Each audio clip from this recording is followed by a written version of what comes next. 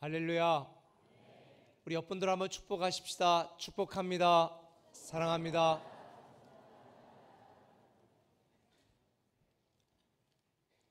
하나님께서 오늘 우리에게 주시는 말씀은 시편 84편 1절에서 7절까지의 말씀 우리 함께 나눌 텐데, 이 시간 우리 로비에서 또 드림체플에서 카페스토리에서 함께 예배하는 성도님들도 한 목소리로 같이 읽고 반응해 주시기를 바랍니다.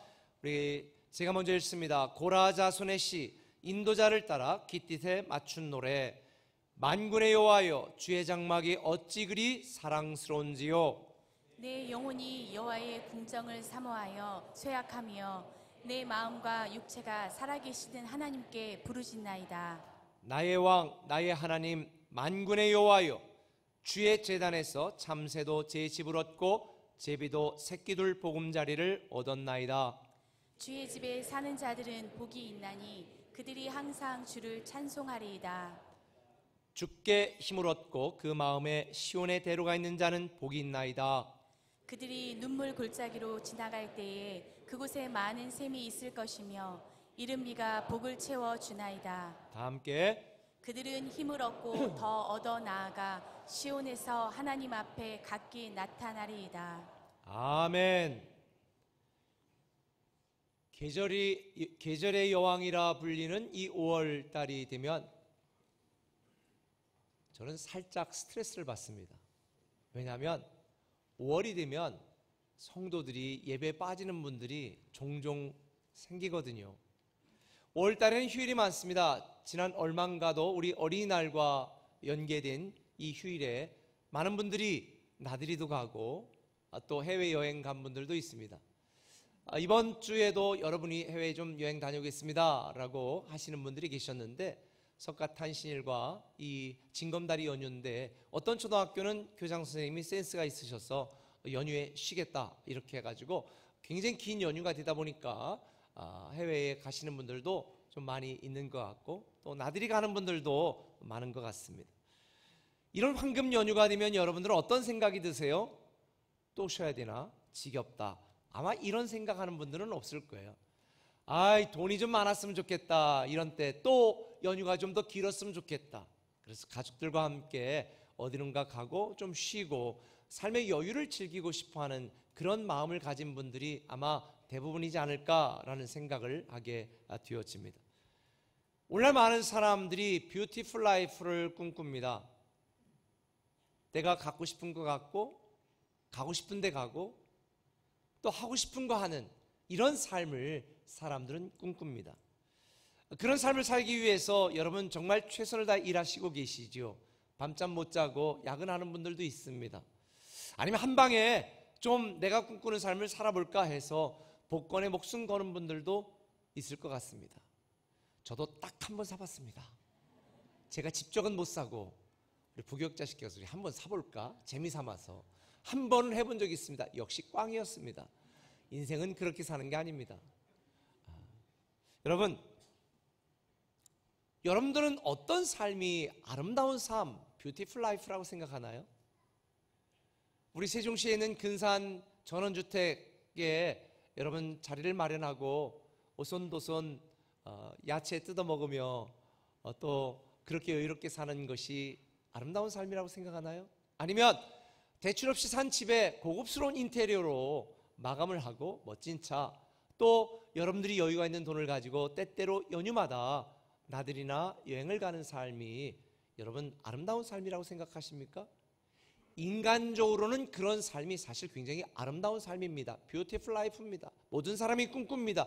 그런데 이걸 영생의 관점에서 보면 이야기가 조금 달라집니다. 성경에 한 부자가 등장합니다. 자기가 원하는 것 모든 걸 다 가졌습니다. 하고 싶은 모든 걸 할 수 있었습니다. 근데 주님이 말씀하잖아요. 오늘 밤에 내 생명을 내가 가져가면 그 모든 것은 누구 것이 되겠는가? 영생의 관점에서 본다면 오늘날 사람들이 살아가는 뷰티풀 라이프는 좀 다른 관점에서 볼 때에 그건 진짜 아름다운 삶이 아닌 경우가 많습니다. 성경에서 말하는 진짜 아름다운 삶, 특별히 오늘 본문의 시편 기자가 설명하고 있는 뷰티풀 라이프는 이런 것입니다. 1절, 만군의 여호와여 주의 장막이 어찌 그리 사랑스러운지요. 이 시편 기자는 하나님의 전에서 하나님을 섬기고 하나님을 예배하고 하나님을 찬양하는 삶이 뷰티풀 라이프다, 그렇게 대전제 조건으로 말씀을 시작하고 있습니다. 근데 이상하게 3절에 보면 내가 이해하기 힘든 표현이 등장합니다. 나의 왕 나의 하나님 만군의 여호와여 주의 제단에서 참새도 제집을 얻고 제비도 새끼들 보금자리를 얻었나이다. 저는 말씀을 묵상하다 이게 좀 이해가 안 됐어요. 보통 주의 성전은요, 불이 꺼지면 안 돼요. 그래서 불이 꺼지지 않도록 제사장이 늘 성전을 지켜야 되고, 그리고 그 성전에 하나님이 임재하시기 때문에 늘 깔끔하게 잘 정리정돈을 해야 되는데, 근데 성전에 참새가 살고 있고 제비가 둥지를 틀었다는 거예요. 아니, 어떻게 이런 일이 있을 수 있을까? 아하, 오늘 본문 시편을 보니까 이 시편 기자는 바벨론의 포로로 잡혀가 있는 상황이었고, 당시 예루살렘 성전은 다 황폐가 되어서 참새가 살고 있고 제비가 둥지를 크는 버려진 장소가 된 것입니다. 그런데도 불구하고 이 시편 기자는 나는 지금 바벨론 포로로 잡혀와 이 고난을 당하고 있는데 그 황폐한 성전이라도 그곳에 살고 있는 참새나 제비가 오히려 난 부럽다, 이렇게 이야기하는 거예요. 이 시편 기자의 마음을 이해하려면 오늘 시편 84편에 시작하는 부제를 우리가 다시 한번 생각해 봐야 됩니다. 이 시편 84편을 누가 지었다고요? 고라 자손이 지은 시입니다. 시편 84편의 시작은 고라 자손의 시로 시작이 됩니다. 여러분, 고라가 어떤 사람이었어요? 처음 듣는 이름이세요?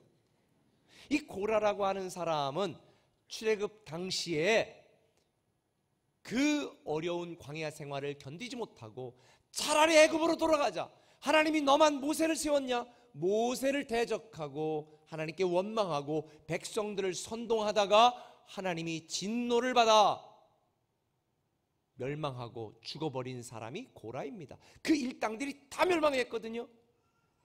그런데 오늘 본문을 누가 지었다는 거예요? 고라 자손이 지은 거예요. 여러분, 고라 자손들이 볼 때 고라 자기의 조상은요, 하나님께 원망하고 모세에 대들다가 망한 수치스러운 영적인 흑 역사를 가진 자손들이었어요.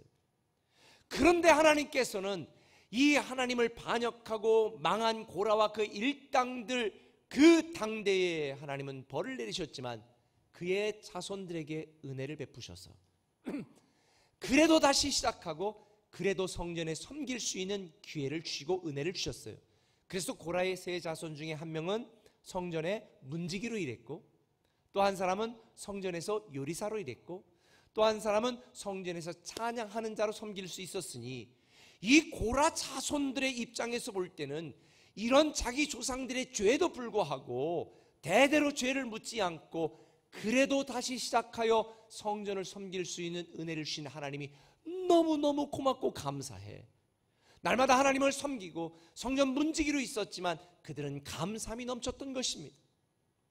그렇게 섬기던 어느 날 이스라엘 백성들이 죄를 범해 바벨론 포로로 잡혀가고 성전은 회파되었으니 바벨론 포로에서 그 황폐된 성전을 보면서 그때를 그리워하면서 우리가 그런 하나님의 은혜를 입어서 성전에서 하나님을 섬길 그때가 우리 인생의 뷰티풀 라이프, 아름다운 삶이었다, 오히려 그때를 그리워하고 있는 것입니다. 저는 본문을 묵상하다가 이런 생각을 했습니다. 우리가 너무나 당연하게 생각하는 주일날, 그리고 너무 평범하게 드리는 이 예배가 누군가에게는 못 견디도록 그리워하는 아름다운 삶, 축복된 예배라는 사실을 기억하게 되었습니다. 지금도 우리가 종종 뉴스에서 보면 파키스탄이나 아랍권에 있는 교회들, 이슬람 사람들에 의하여 폭탄이 터져 예배드리다가 10몇 명이 죽었다고, 예배드리다가 살해당했다고, 그런 수많은 뉴스를 보면 우리는 이 평범한 일상이 얼마나 감사하고 아름다운 삶인지, 근데 이 축복되고 아름다운 삶을 아름다움인지 모른 채 부담스럽게 그저 의무적으로 생각하고 있는 우리가 너무나 안타깝지 않습니까? 알다시피 우리의 소망은 이 땅에 있는 게 아닙니다. 진짜 뷰티풀 라이프는 이 땅에 내가 얻고 싶은 거, 가고 싶은 거, 하고 싶은 걸 하는 게 아름다운 삶이 아니라 나를 사랑하셔서 이 땅에 독생자 예수 그리스도를 보내주신 그 하나님을 섬기고 찬양하고 예배하는 것이 진짜로 뷰티풀 라이프. 이것이 오늘 시편 기자가 우리에게 알려주는 것입니다. 근데 우리는 이 아름다운 삶이 아름다운 삶인 줄 모르고 부담스럽게 여기고 있으니 이 얼마나 안타깝느냐는 얘기지요. 하나님을 섬기는 삶, 하나님을 찬양하는 삶이 뷰티풀 라이프인 줄 믿으시길 바랍니다. 그래서 사도 바울은 이렇게 고백하는 거예요. 고린도전서 15장 19절에 만일 그리스도 안에서 우리가 바라는 것이 이 세상의 삶뿐이라면 우리는 정말 불쌍한 자다. 내가 기대하고 내가 추구하는 것이 이 땅의 삶으로 끝난다면 우리는요 가장 불쌍한 자예요. 그래서 사도 바울은 말하잖아요. 현재 고난은 장차 우리가 경험할 그 영광스러운 하나님의 나라의 삶과는 비교할 수도 없어. 비교할 수도 없다는 거예요. 그런데요, 불행하게도 오늘날 저와 여러분들 중에 많은 성도들 중에 이 땅의 좋은 것 때문에 하나님이 우리를 위해 예비하신 위대한 것들을 포기하고 잊어버린 채 단지 이 땅에 보여지는 좋은 것에 연연하며 살아가는 불쌍하고 어리석은 사람들이 참 많습니다. 제가 2003년도인가요? 제가 책을 읽었는데 그 책은 짐 콜린스라고 하는 사람이 쓴 책인데 책 제목이 이겁니다. 좋은 기업을 넘어 위대한 기업으로. 제가 이 책을 읽다가 너무 감명을 받아가지고 제가 영감을 받았습니다. 그러면서 성경을 읽는 중에 하나님이 저에게 딱 머리를 치는 거예요. 야 임마, 너 좋은 교회에 만족할래? 아니면 위대한 교회로 도약할래? 성도들을 행복하게 만들고 지역에 영향력을 끼치는 좋은 교회에 머물러 있을래? 아니면 세종시가 내려온다는데 세종까지 교회를 가고 대전까지 교회를 가고 그래서 이 민족과 세계에 영향력을 끼치는 위대한 교회로 도약할래? 그때 주신 하나님의 말씀, 그래서 그때 우리 교회 슬로건을 제가 이렇게 바꿨습니다. 좋은 교회를 넘어 위대한 교회로. 그리고 2014 비전을 선포하고 세종에도 교회를 세우자. 그게 2004년도의 일입니다. 여러분, 그 결과로 우리는 꿈의 교회가 공주와 대전과 세종과 글로리까지 나가게 된 거예요. 사랑하는 꿈의 가족 여러분, 하나님은 여러분들에게 위대한 삶을, 뷰티풀 라이프, 원더풀 라이프를 계획해 놓고 있는데 우리는 당장 오늘 내가 주어지고 내가 살고 있는 이 좋은 삶에 만족한다면 우리는 하나님의 위대한 축복을 경험할 수 없습니다. 이 책에 이런 말이 있습니다. 좋은 것은 크고 위대한 것의 적이다. 좋은 것은 크고 위대한 것의 적이다. 그는 이어 설명합니다. 위대한 삶을 사는 사람은 아주 드물다. 대개의 경우 좋은 삶을 사는 것으로 만족하기 때문입니다. 여러분, 저는 여러분들이 좋은 것으로 만족하지 않기를 바랍니다. 하나님이 여러분들에게 정말로 아름다운 삶, 뷰티풀 라이프를 계획하고 있으니 위대한 꿈을 꾸고 위대한 믿음을 갖고 위대한 것을 기대하는 여러분이 되시기를 예수님의 이름으로 축원합니다. 저와 여러분, 우리 인생에서 최고의 것, 위대한 것은 아직 오지 않았습니다. 저는 여러분들이 이 땅에서 뷰티풀 라이프를 살고 원더풀 라이프를 기대하면서 살아가는 그런 믿음의 사람이 되기를 예수님의 이름으로 축원합니다. 그러기 위해 오늘 시편 기자가 우리에게 주는 교훈 두 가지를 주목할 필요가 있습니다. 그 첫 번째는 이것입니다. 주바라기 믿음으로 살자는 것입니다. 한번 따라 합시다. 주바라기 믿음으로 살자. 주바라기 믿음으로 살자. 오늘 본문에 보면 이런 표현이 등장합니다. 주께 힘을 얻고 그 마음에 시온의 대로가 있는 자는 복이 있나이다. 주께 힘을 얻고 그 마음에 시온의 대로가 있는 자는 복이 있다는 것입니다. 시온의 대로를 뭘 의미합니까? 성전에 임재하신 살아계신 하나님을 향한 우리의 마음, 우리의 믿음을 의미하는 것입니다. 한마디로 표현하면 주바라기 믿음입니다. 제가 설명을 드릴게요. 여기에 주께 힘을 얻고에서 힘은 오지라는 히브리어 단어인데 이 단어는요 피난처라는 뜻도 있습니다. 다시 말하면 하나님은 우리의 힘과 피난처가 되시니 그 하나님을 향하여 우리의 마음이 시온의 대로처럼 하나님을 향해 있어야 된다는 것입니다. 여기에 또 마음, 우리의 마음이 시온의 대로다라고 말했을 때 이 마음이라는 단어는 뭐냐면 이런 뜻이 있습니다. 레바라는 단어인데 중심, 사고방식, 의미와 목적 등을 가리키는 것입니다. 다시 말하면 우리 마음의 중심이 하나님께 향하고 우리 마음의 사고방식과 우리의 삶의 의미와 우리 삶의 목적이 하나님을 향해 있어야 된다는 것입니다. 주바라기 믿음. 여러분의 마음이 하나님을 향하여 시온의 대로처럼 열려 있어야 된다는 것입니다. 근데 오늘날 대부분의 많은 사람들의 마음이 하나님을 향하여 시온의 대로처럼 열린 게 아니라 승진을 향하여, 돈을 향하여, 더 넓은 아파트 평수를 향하여 마음이 시온의 대로처럼 열려 있으니 이 얼마나 안타까운 일인가요? 우리는 주바라기 믿음으로 살아가야 되는 것입니다. 이 시편 기자는 바벨론 포로로 잡혀가 비록 힘들고 어렵고 고통스러운 상황 속에 있었지만 그는 자기들에게 힘이 되시고 피난처가 되시는 하나님만을 바라보며 하나님을 향해 그들의 마음이 시온의 대로처럼 열려 있었던 것입니다. 여러분 뷰티풀 라이프를 살아가길 원하십니까? 세상을 향한 갈망 대신 주님을 향한 열망이 여러분 안에 있어야 됩니다. 주바라기 믿음, 내 삶의 목적은 하나님이시다. 내 삶의 중심은 하나님이시다. 그래서 나 중심적인 믿음에서 하나님 중심적인 믿음으로 바뀌어 가야 됩니다. 지금 여러분은 무엇을 바라보고 있습니까? 나를 사랑하셔서 이 땅의 독생자 예수 그리스도도 아끼지 않고 여러분을 위해 보내신 그 하나님을 바라보는 믿음, 주바라기 믿음. 돈바라기 믿음이 아니라 주바라기 믿음, 승진바라기 믿음이 아니라 주바라기 믿음, 이 믿음을 가져야 되지 않겠습니까? 그때에 우리는 지치지 않는 새로운 힘과 능력을 얻게 되는 것입니다.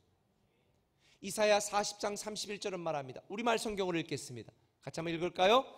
여호와를 바라는 사람들은 새로운 힘을 얻을 것이다. 독수리가 날개를 치면서 솟구치듯 올라갈 것이고 아무리 달려도 지치지 않고 아무리 걸어도 피곤하지 않을 것이다. 우리가 지치는 이유, 피곤한 이유는 주님을 바라보지 않고 내 능력을 바라보기 때문이고 내 환경을 바라보기 때문입니다.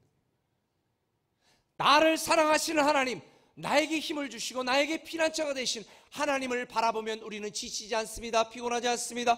다시 일어나게 되어 있습니다. 지난주 저는 조금 힘들었습니다. 교단적으로, 교회적으로, 개인적으로 할 일들이 너무 겹쳐서 우리 아내에게 나 어디론가 떠나고 싶다. 제가 그랬어요. 근데 말씀을 묵상하고 준비하면서 다시 새 힘을 얻었습니다. 내 환경, 내 능력, 내가 해야 될 일들을 바라보면 우리는 지칩니다. 우리는 피곤해집니다. 그러나 나를 사랑하시고 나에게 힘이 되시는 하나님만 바라보면 우리는 다시 시작하고 다시 일어나고 다시 힘을 얻을 수 있습니다. 그래서 믿음의 기준은요, 내가 아니라 누가 돼야 돼요? 하나님이 돼야 되는 것입니다. 김영복 목사님이라는 쓴 분이, 그분이 내 안에 내가 그분 안에라고 하는 책에 쓴 글을 보면 저는 굉장히 큰 힘이 되어집니다. 이게 여러분에게 주어지는 내용인데요, 제가 한번 읽어보겠습니다. 그분을 제대로 만나 알면 믿음의 주체가 바뀐다. 그분을 만나기 전에는 믿음의 주체가 나이다. 내가 믿는 믿음이요, 나를 위한 믿음이었다. 평안을 얻기 위한 믿음이었고 구원을 받기 위한 믿음이었으며 축복받기 위한 믿음이었다. 반면 육신을 입고 오신 그분이 태초부터 있는 생명의 말씀이라는 사실을 체험을 통해 알고 나면, 부연 설명하면 하나님이 나를 사랑하신다는 것을 알고 나면 나를 위한 믿음에서 그분을 위한 믿음으로 뒤집어진다. 여러분이 갖고 있는 나를 위한 믿음, 여러분 자신을 위한 믿음이 뒤집어져야 됩니다. 누구를 위한 믿음으로? 주를 위한 믿음으로. 주바라기 믿음이 우리의 인생이 뷰티풀 라이프가 되도록 만드는 것입니다. 시편 146편 5절에 보면 이렇게 되어 있습니다. 우리말 성경으로 읽습니다. 야곱의 하나님을 도모로 삼고 그 하나님 여호와를 바라는 사람은 복이 있습니다. 우리 인생은 야곱 같지 않아요? 지치고 힘들고 겉모술수 쓰다가 내게 내가 넘어져서 도망치고 눈물을 흘리는 이런 삶. 그런데 그 야곱이 하나님을 바라보고 하나님을 의지하였을 때에 12지파의 조상이 됐습니다. 그래서 성경은 말하는 것입니다. 야곱의 하나님으로 도움을 삼고 주를 바라보는 자, 여호와 하나님을 바라보는 자, 주바라기 믿음을 갖는 자는 복이 있도다. 주바라기 믿음을 가지시는 자가 되시길 바랍니다. 여러분, 복의 사람 아브라함 보세요. 생존력이 강해서 무턱대고 갈대아 우르를 떠나 가나안 땅으로 간 게 아닙니다. 그는 하나님을 바라보았습니다.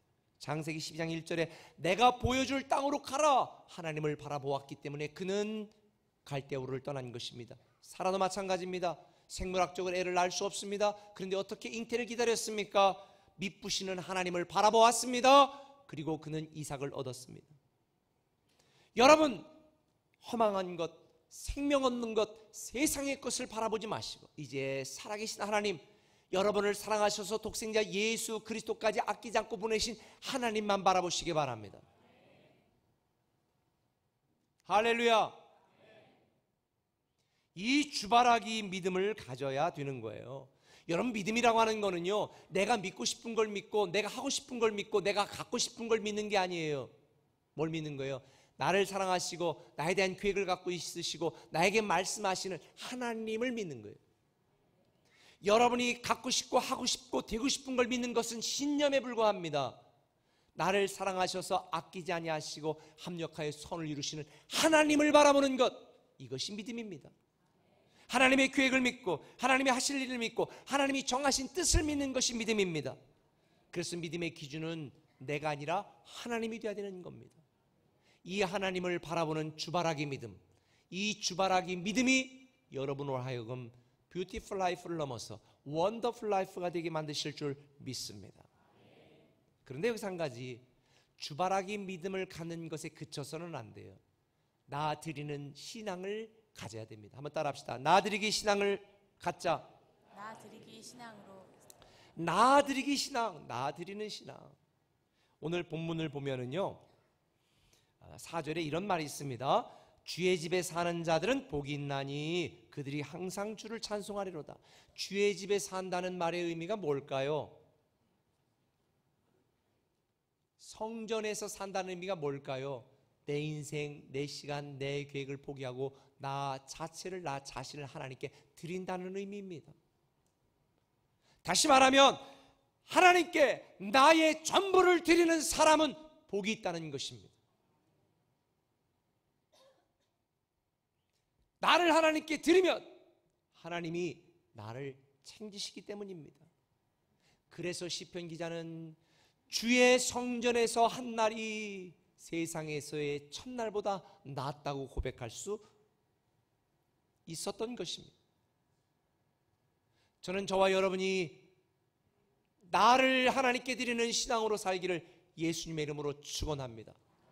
제가 나를 드리자라고 말하면 어떤 분들은 이게 손해보는 거로 생각하는데요, 여러분, 손해보는 게 아닙니다. 나를 드리는 것은 하나님이 나를 책임져 주신다는 것, 나를 드린다는 것은 내가 하나님의 축복을 받는다는 것을 의미하는 것이지 내가 부담이 되거나 손해받는다는 것을 의미하는 게 아니에요. 제가 초등학교 5학년 때까지 우물 물 좀 떠와라 그러면 네, 제가 굉장히 착했거든요. 그러면 부엌에 가서 물을 한 바가지 딱 떠가지고 바깥으로 갑니다. 그럼 바깥에 뭐가 있을까요? 펌프가 있습니다. 그러면 왼손으로 물을 하나를 탁 넣고 바로 어떻게 돼요? 펌프질을 막 해야 됩니다. 그러면 물이 나옵니다. 조금 내가 게으름 피거나 좀 이따 해야지 그리고 물만 붓고 가만히 있으면은요, 물만 먹지 물을 풀 수가 없어요. 우리는 그것을 마중물이라고 말합니다. 하나님께서 우리에게 말합니다. 너 나에게 드려, 너 나에게 주어. 이것은 마중물과 같습니다. 내 시간, 내 물질, 내 인생 전부를 하나님께 드리면 그것이 내 인생의 축복의 마중물이 되어서 하나님이 나를 책임지시고 포도 끓이지 않는 생명의 물을 우리에게 주시니 이것이야말로 뷰티풀 라이프가 아니고 무엇이겠습니까? 그런 의미에서 우리는 하나님께 나를 드리는 신앙을 가져야 되는 것입니다. 물론 우리가 나를 드리는 신앙으로 살아가는 길이 꼭 평탄하고 형통한 것만은 아닙니다. 믿지 않는 사람들과 똑같이 우리도 눈물 골짜기를 걸어갈 때가 많아요. 그래서 오늘 본문에 보면 6절에 그들이 눈물 골짜기로 지나갈 때에 눈물 골짜기로 지나갈 수밖에 없어요. 직장에서 스트레스 받죠. 사업하면서 망할 수도 있다는 얘기예요. 그런데 그 뒤에 말씀이 중요해요. 그곳에 많은 샘이 있을 것이며 이른 비가 복을 채워주나이다. 우리는 눈물 골짜기 같은 인생을 살아갈 것입니다. 그러나 믿지 않는 자들과 다른 이유는 눈물 골짜기를 지나가는 중에 하나님이 많은 샘을 곳곳에 우리에게 주실 것이고 이른 비를 내려주시는, 우리를 인도하시고 책임지시는 살아계신 하나님을 경험하게 되어지니 이것이야말로 뷰티풀 라이프가 아니고 무엇이겠습니까? 사랑하는 꿈의 가족 여러분, 나 드리는 신앙으로 살아가시기를 부탁을 드립니다. 본문 7절은 말합니다. 그들은 힘을 얻고 더 얻어, 나 드리는 신앙, 주님의 집에 거하는 신앙으로 살아갈 때에 그들은 힘을 얻고 더 얻어. 그런데요,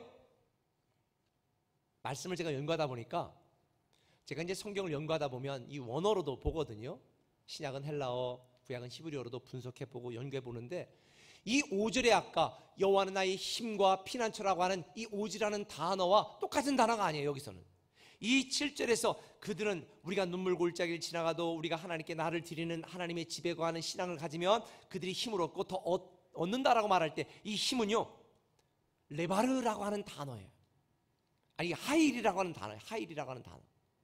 이것은 힐이라고 하는 해산의 고통을 의미하는 그걸 의미해요. 해산하는 힘. 다시 말하면 우리가 하나님께 나를 드리는 믿음으로, 신앙으로 살아가게 되어지면 하나님께서 우리에게 힘을 더 얻도록 만들어주는데, 그게 뭐냐? 하일.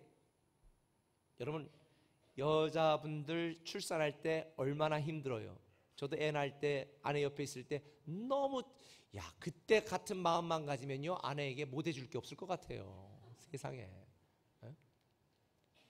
그런데 그 해산의 고통이 딱 지난 다음에 어때요? 고통이 잊어버리잖아요. 애를 탁 안는 순간에 기쁨과 즐거움과 환희, 바로 여기서 말하는 하이라고 하는 7절에서 말하는 힘은 바로 이걸 말하는 거예요. 다시 말하면 우리는 눈물 골짜기 걸어갈 수 있다는 거예요. 이런 고통스러운 순간이 많을 수 있다는 거예요. 그런데 하나님께서 우리에게 힘을 주신다? 뭐 한다는 거예요? 해산의 고통 뒤에 오는 기쁨과 환희와 뷰티풀 라이프를 우리에게 주신다는 거예요. 제가 설교를 하면 많은 분들이 문자나 또 전화를 하면, 목사님 어떻게 꼭 저에 대한 설교를 하세요? 저는 이 말을 이렇게 이해합니다. 참 힘든 분들이 많구나. 어렵지 않은 분이 어디 있어요? 말씀을 통해 은혜 받는다는 것은 내가 힘들다는 거거든요. 내 능력이 있고 내가 자신감이 있으면 말씀에 절대 은혜 못 받습니다. 저 자식 잘하네, 이걸로 끝나지. 힘들어야 은혜가 되는 거거든요. 눈물이 나야 은혜가 되는 거거든요. 해산의 고통이 있어야 은혜가 되는 거거든요. 그런데 감사한 것은 나를 드리는 신앙을 가지면 힘을 얻고 더 얻게 만드신다는 것. 사랑하는 꿈의 가족 여러분, 아무리 힘들어도 실망하지 말고 우리를 기다리시고 기대하시고 사랑하시는 하나님께 여러분 전부를 드리시길 바랍니다. 내 인생도, 내 시간도, 내 물질도, 아니 내 전부를 드리면 하나님은 책임져 주시고 뷰티풀 라이프가 되게 만드십니다. 근데 제가 오늘 여기에서 여러분에게 좀 이해를 돕기 위해서 추가 부연 설명을 좀 하려고 그래요. 제가 첫 번째 대지에서는 주 바라기 믿음이라고 얘기했고, 두 번째 대지는 나 드리기 신앙이라고 말했습니다. 믿음과 신앙의 차이가 뭘까요? 사실 똑같은 말입니다. 똑같은 의미입니다. 그런데 저는 구분해서 사용하고 싶습니다. 믿음은 하나님이 어떤 분인지를 내가 믿는 거예요. 하나님을 믿고 하나님에 대하여 믿는 거예요. 나하고 관계없어요. 하나님을 믿는 거예요. 그래서 이 하나님이 나를 얼마나 사랑하시는지, 나를 어떻게 축복하시고 위로하시는지 그 하나님을 믿으면 우리는 그 믿음에 대한 내 삶의 반응으로 살아가게 되어지는데, 그것을 저는 신앙이라고 표현합니다. 내가 믿는 하나님에 대한 내 삶의 반응이 신앙이에요. 그래서 우리는 신앙생활이라고 말하지 않습니까? 여러분, 믿음과 신앙은 어떤 면에서는 다른 의미입니다. 오늘날 성도들이 왜 오랫동안 믿고 믿음이 많으면서도 뷰티풀 라이프를 살지 못하고 하나님의 축복을 경험하지 못하는가? 그 믿음에 대한 삶으로 반응하는 신앙의 삶을 살지 않기 때문입니다. 저는 사실 별로 똑똑하지도 않고요, 가진 것도 별로 없어요. 그런데 제가 오늘까지 목회하게 된 이유는 저는 제가 믿는 하나님을 내 삶으로 반응하는 신앙의 삶을 살려고 애를 썼다는 것. 그런데 참 놀라운 것은 내가 믿는 하나님을 내가 믿는 그대로 그렇게 살아내려고 삶으로 반응했더니 그 신앙이 오늘 저의 인생이 되도록 만드신 거예요. 저도 100% 살지 못합니다. 부족한 게 참 많습니다. 그러나 중요한 것은 최소한 내가 믿는 하나님, 그 믿는 믿음에 대하여 내 삶으로 반응하려고 애썼더니, 삶이 되도록 하려고 노력했더니 하나님은 내가 믿는 하나님을 경험하게 하시는 거예요. 아무것도 가진 게 없을 때 눈을 들어 산을 보고 꿈과 비전을 품고 많은 사람들에게 영향력을 끼치는 교회에 대한 비전을 주셨을 때 저는 진짜 믿었고 그 믿음대로 아무것도 없는데 제 삶으로 그렇게 반응을 했거든요. 날마다 믿음으로 꿈꾸면 이루신다고, 믿음으로 기도하면 이루신다고, 믿음으로 헌신하면 축복하신다고. 그런데 그 신앙의 삶이 나의 진짜 리얼 인생이 되게 만드신 거예요. 사랑하는 꿈의 가족 여러분, 저는 여러분들이 머릿속의 믿음으로 끝나지 않고 입술의 믿음으로 끝나지 않고 그것을 여러분의 삶으로 반응하여 살아내는 신앙이 되어서 뷰티풀 라이프가 여러분의 인생이 되기를 예수님의 이름으로 축원합니다.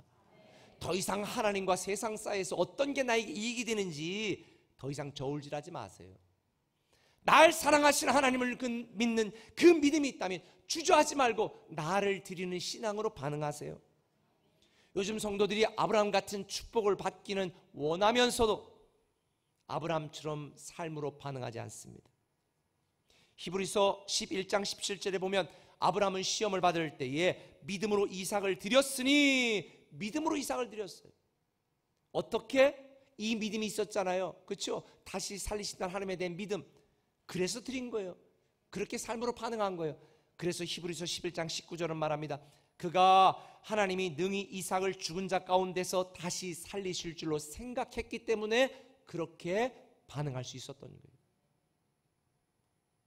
30년 동안 붙들고 있는 믿음이 죽은 믿음이었다면 오늘 포기하시죠. 20년 동안 갖고 있었던 믿음이 입술의 믿음이었다면 오늘 결단하시죠. 내 시간, 내 물질, 내 인생에서 이제는 나를 사랑하시고 독생자 예수 그리스도도 아끼지 않는 하나님이 나에게 온갖 좋은 것을 주신다는 것을 믿는다면 우리는 하나님께 내 인생, 내 시간, 내 물질을 드리는 것을 아까워해서는 안 되는 거예요. 하나님이 드리라고 할 때는 나를 축복하겠다는 말씀이지 내 것 빼앗겠다는 말이 아니에요. 오늘날 한국교회가 왜 자꾸 점점 쪼그라드는가? 헌금 얘기하면 부담스러워서 안 나온다면서요. 그건 축복받으라는 얘기인데, 자네에게 공부 좀 열심히 해라, 그거 지겨워서 가출한다는 거와 똑같습니다. 저를 위한 건데.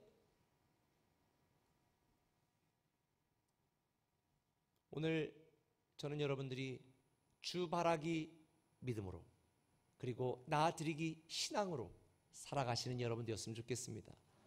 제가 얼마 전에 읽었던 팀 켈러가 쓴 책에서 굉장히 감명 깊었던 한 짧은 이야기를 소개하고 말씀을 마치겠습니다. 한 농부가 자신의 밭에서 아주 큰 당근 하나를 발견했습니다. 세상에, 내가 여태까지 농사를 짓다가 이렇게 멋지고 큰 당근은 처음이다. 그래서 왕에게 찾아갔습니다. 폐하, 제가 여지껏 농사를 지면서 이렇게 큰 당근을 본 적이 없습니다. 폐하를 존경하는 제 마음의 표현으로 이 당근을 드립니다. 농부의 본심을 알았던 왕은 이렇게 말합니다. 그대는 실로 훌륭한 땅의 청지기로다. 그대 반 옆에 있는 내 땅도 하사하노니 거기서도 농사를 짓고 살도록 하여라. 이 말을 들었던 한 귀족이, 어라? 당근 하나 바치고 저 엄청난 땅을 받았네? 그럼 나는 뭐를 바칠까 하다가 그 다음날 윤기가 잘잘 흐르는 검은색 멋진 비싼 종마 한 마리를 끌고 왕에게 갔습니다. 폐하, 제가 지금까지 말을 사육해 보았지만 이렇게 멋진 말은 처음입니다. 존경의 마음을 담아 폐하께 드립니다. 그런데 역시 귀족의 본심을 알아챈 왕은 말을 받고 고맙다는 말만 한 뒤 보냈습니다. 어리둥절해하는 이 귀족에게 왕은 이렇게 말합니다.